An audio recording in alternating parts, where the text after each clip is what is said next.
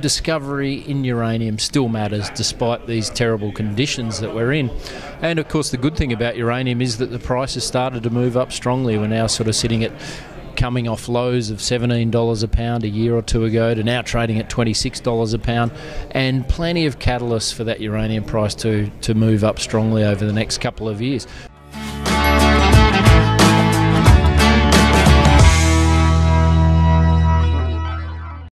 Hello, this is Florian Munch. I'm here in Vancouver at the Sprott Natural Resources Symposium in 2019. And with me is Craig Parry, President and CEO of ISO Energy. So welcome, Craig. Hey Florian, thank you for having us on.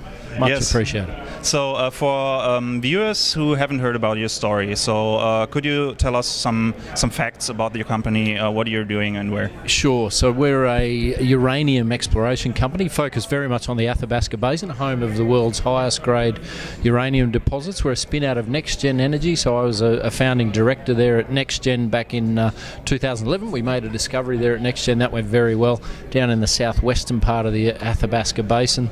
And we wanted to take those learnings and our knowledge of that Arrow deposit that we discovered at NextGen and apply them to the eastern side of the Athabasca Basin. So we've been doing that for the past 3 years, and very pleased to report we made a discovery midway through last year, and we're now drilling that out. So we're, you know, the rarest of things in the uranium market at the moment, the only junior drilling a new high-grade uranium discovery. Couldn't be more contrarian.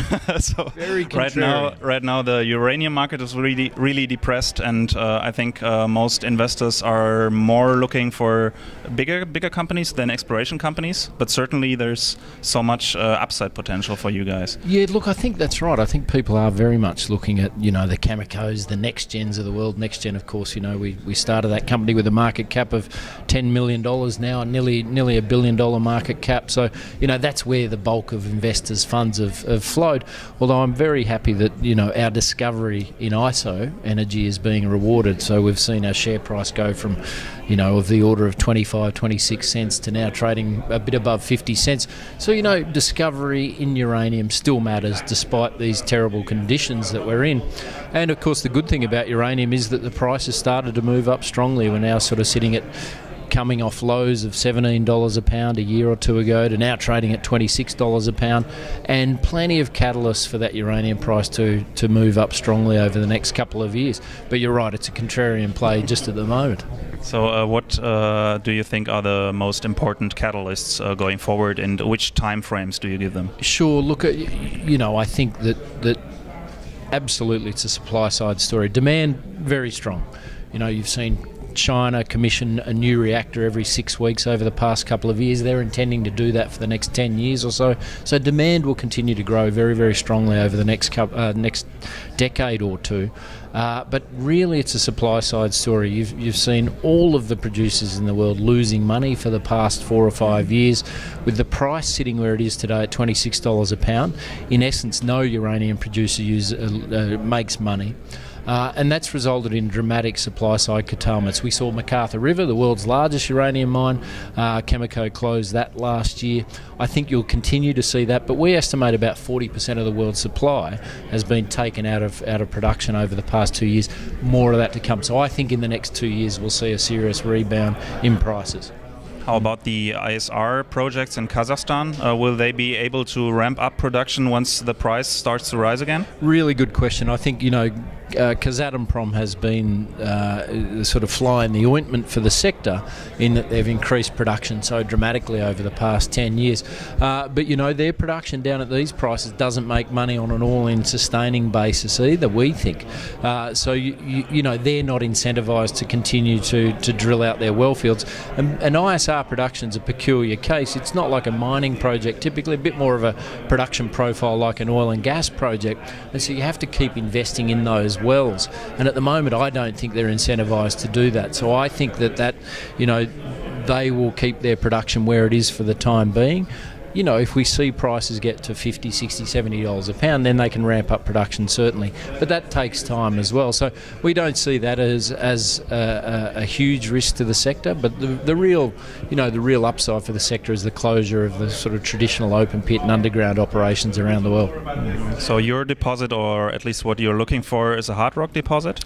Hard rock deposit. The discovery we've got there at Hurricane is an unconformity related deposit. Very high grades. We put out an announcement late last week, Thursday last week. We drilled 7 metres at 5.4% uranium.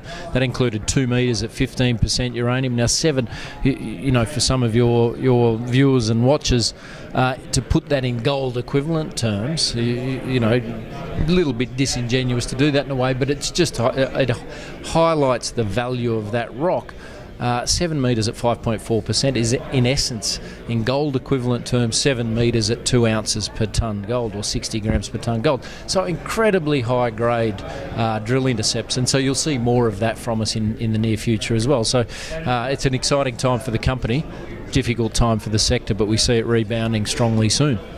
Could you elaborate about the Athabasca Basin? So Sure. What are the advantages and maybe disadvantages of being an explorer there compared to some other place, maybe in the US, the ISR deposits, Yes. which can really quickly ramp up once the uranium price gets starting again? Yeah. Look, the great thing about the Athabasca Basin, of course, is the grade, and so having that ultra high grade rock, the highest value rock on the planet in any commodity. So that's one reason to be there, of course, and the endowment of the province is proven. The other great thing about it is you're in Saskatchewan, and Saskatchewan ranks typically number 1 or 2 on the Fraser Institute survey. A great place to do business. It's a pretty cheap place to do business. You can get projects. All of the permitting that you've got to do gets done pretty quickly. So good to be there on that front. And at the end of the day, I think sort of bigger, higher grade deposits. If you're going to explore and look for uranium deposits, you may as well go where the biggest and the best are, and that's where they are. So no better place in the world to explore. I think so. So possibly there's room for another or maybe a minor arrow deposit. So we don't know. we don't know, but that's an interesting point. Arrow, of course, I think Fission's Triple R deposit, our Arrow deposit, particularly Arrow, because it's a true tier 1 asset. That's really changed the game for the uranium landscape, uranium supply landscape, because it's a hard rock deposit. Sits down below the unconformity in the basement.